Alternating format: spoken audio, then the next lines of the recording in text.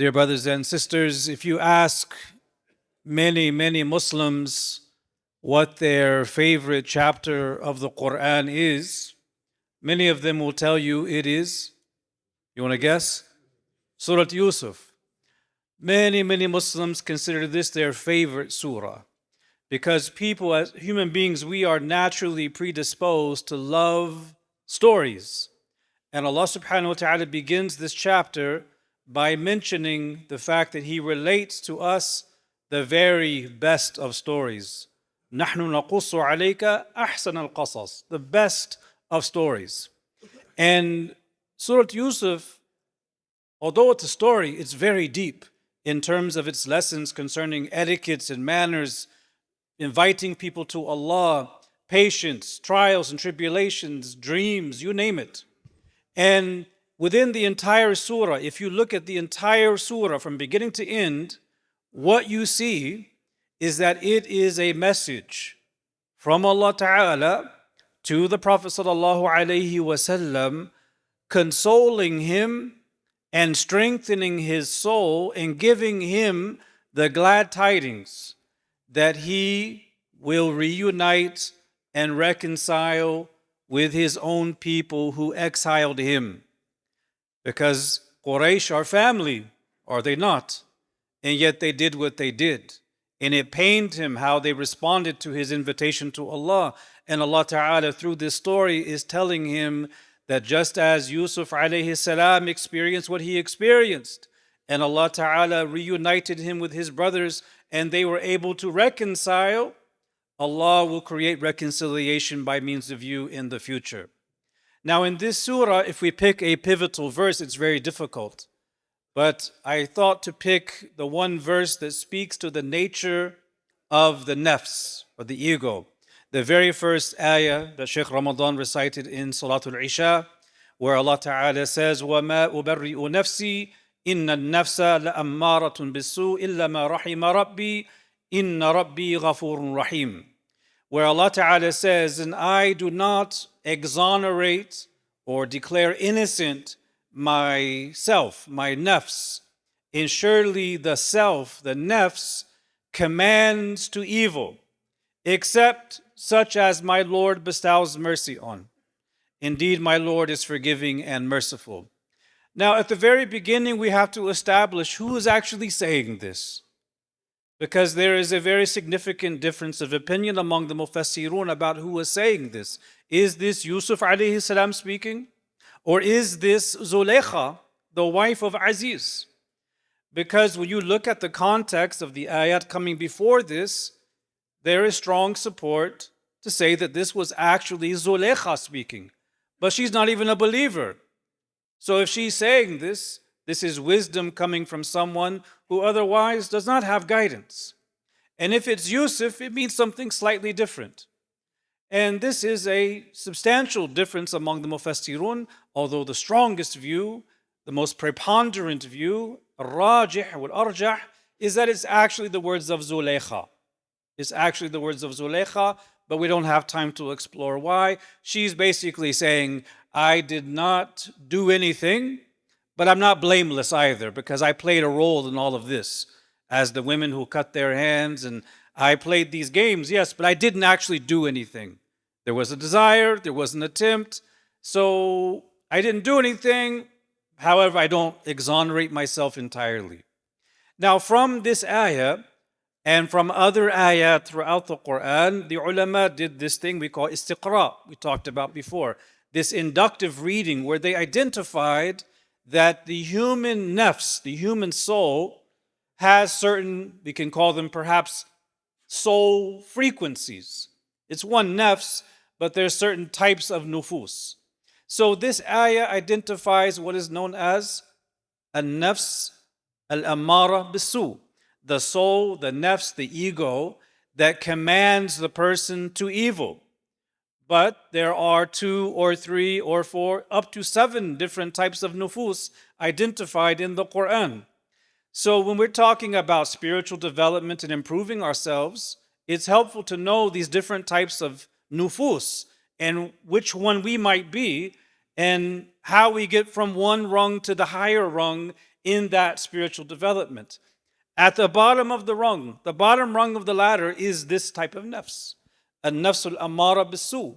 The nafs, the soul, the self, the ego that commands the person to evil. This is basically the human being as an animal dressed in human flesh. This is the soul that is inclined to appetite, greed, jealousy, envy, appetite, haram, you name it, arrogance, pride, the bottom rung. The worst state to be in is to have that nafs that just commands to evil all the time. If a person is at that low level, their number one priority is getting out of that level into the next level. What is the next level? The next level is the soul known as an-nafsul lawama, which means the self or the ego, the soul that blames itself. It's reproachful, meaning sometimes it's good, sometimes it's bad.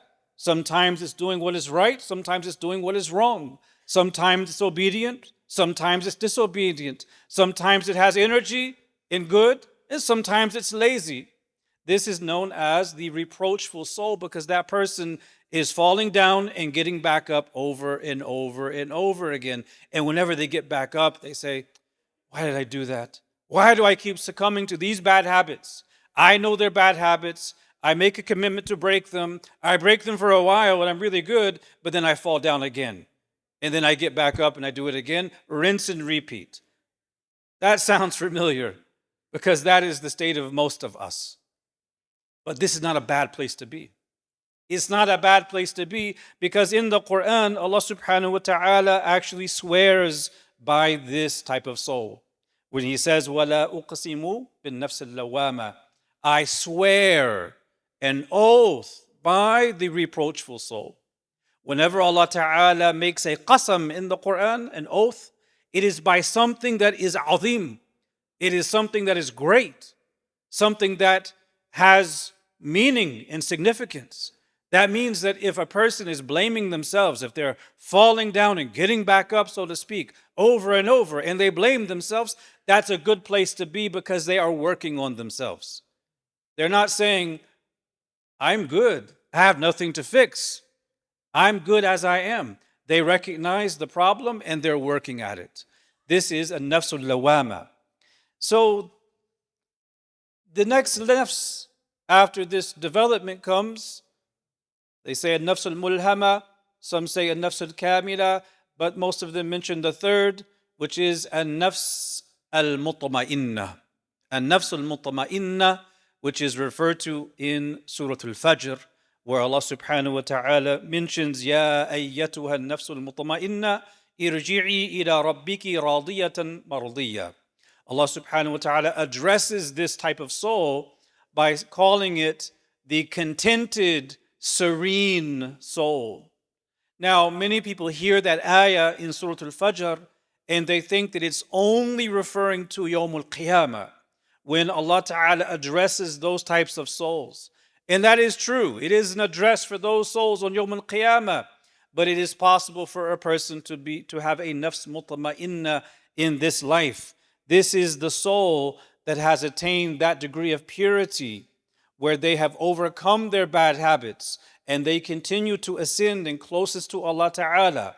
It doesn't mean they're perfect, but it means they have overcome the basest and the worst of their habits, and they have drawn nearer and nearer to Allah to the point where they are at a state of serenity. So this ayah is not just about people on Yawm al-Qiyamah, it is something to be also experienced in this life. It's not just something that happens to you later on, it happens in this life as well. What are the takeaways for this, dear brothers and sisters? We all have nufus, and it's hard enough having one nafs. But then you get married and you have two nufus. And then you have children, you have 3 or 4 or 5 nufus in a single house. And it's very easy to recognize your nature when it's bumping into the natures of other people. And you see your bad habits. The other person's a mirror for you. What is the main takeaway from all of this? Number one, we know that Ramadan is that month of fasting, and fasting often creates extra sensitivity in the soul.